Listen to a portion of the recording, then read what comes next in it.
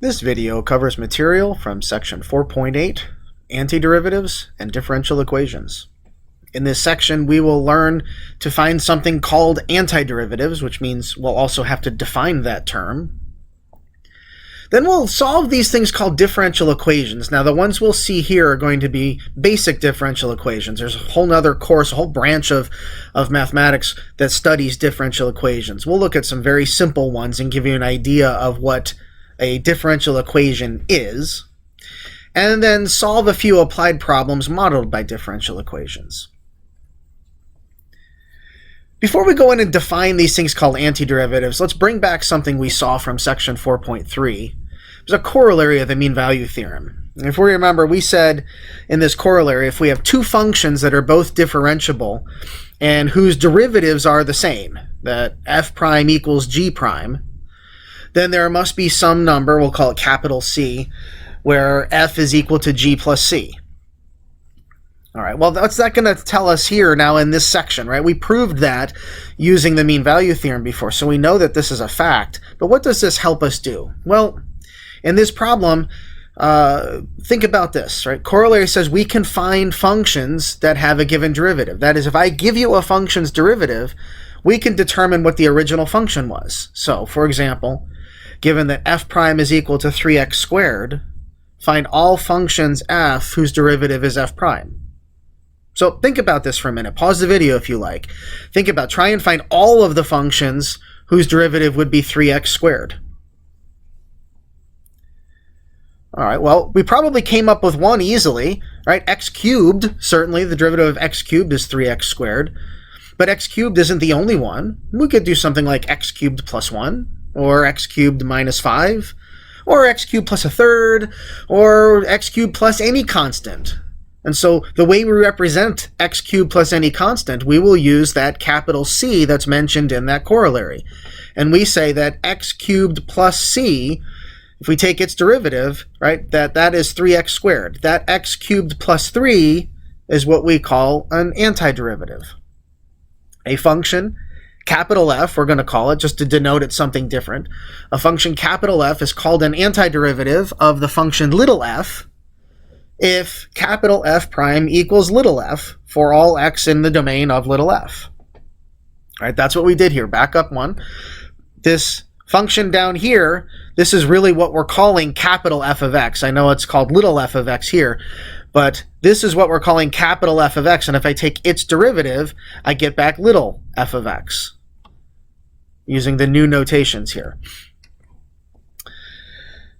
Okay, so a theorem related to this is, again, something similar to this corollary we just saw. If a function, capital F, is an antiderivative of little f, then any other antiderivative of little f has the form capital F of x plus c, where c is an arbitrary constant.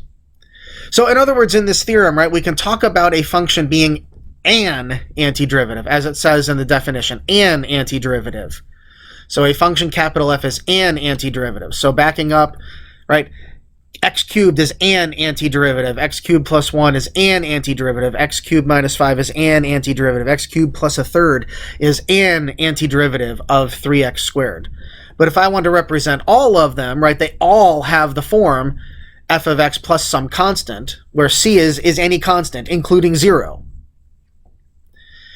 Now, this is a little bit unwieldy to talk about find all of the antiderivatives or find just an antiderivative. So most of the time, we're going to use some notation. Now, this notation doesn't actually appear in your textbook until section 5.5, but I'm going to go ahead and introduce it now because it makes it much easier to work with if we have this notation.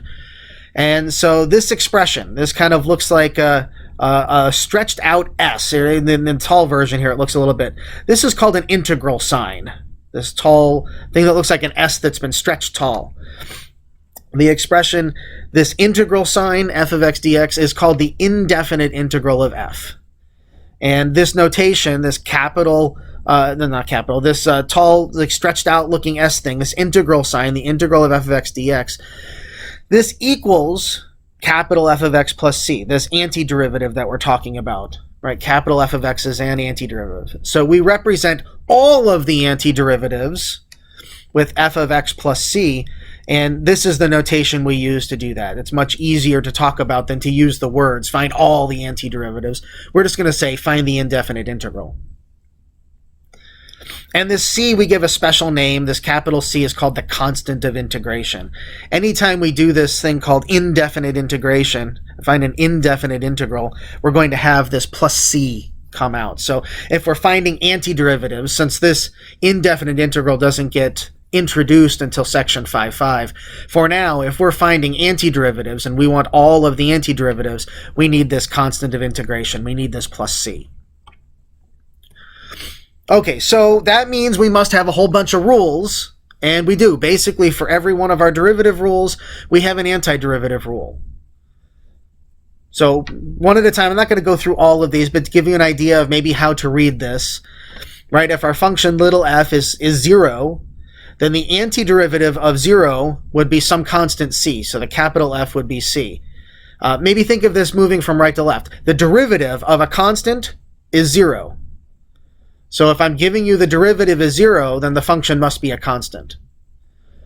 The antiderivative of a constant, in this case I chose the number 1, but the antiderivative of some constant is going to be the constant x times plus c. So we'll deal with the constant multiple in a minute. But if we integrate the constant 1, the antiderivative would be x plus c. Again, the derivative of x plus c would be 1. If we want to find the antiderivative of x to a number n is any real number except minus 1, we want to find the antiderivative of x to the n. The formula for that is capital F of x, the antiderivative, is x to the n plus 1 divided by n plus 1, and then we got to add on that constant of integration. If x is raised to the minus 1, specifically if n is minus 1, we have a special rule for that. If x is raised to the minus 1 power, that's 1 over x. And whose derivative is 1 over x? Well, that's the derivative of ln x. So the antiderivative of 1 over x is ln x plus c. And we do need the absolute values here, because on the left-hand side here, x might be negative, but we don't know how to take log of a negative number, at least not within this course. So we do need the absolute values there.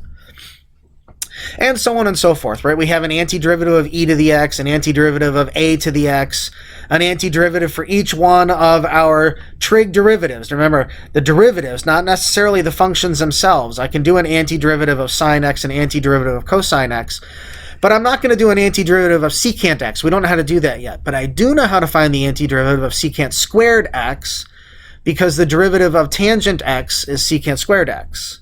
So that means the antiderivative of secant squared x is tangent x plus c. So these are really just our derivative rules in backwards, right? In reverse, right? We have all 6 of our trig derivatives. We have at least 3 of our inverse trig derivatives. We didn't do the other ones, the cosine inverse x, the cotangent inverse x, and the cosecant inverse x, because it's just these with a minus sign in front of them. So we don't present special rules for those. But for each of our derivative rules, we have an antiderivative rule. So you got to get knowing these. These are things you're going to have to learn and memorize.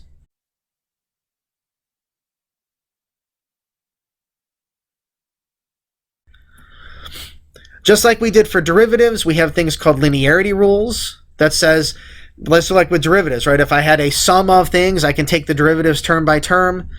With antiderivatives, I can do the same thing. If I have a sum of 2 things, I can take the antiderivative of each one of them, and if the antiderivative of capital F1 is little f1 and the antiderivative of capital F2 is little f2, then the antiderivative of the sum, capital F1 plus capital F2, is the sum little f1 plus little f2. Same thing with constant multiple. Just like I have a constant multiple rule for derivatives, I have a constant multiple rule for antiderivatives.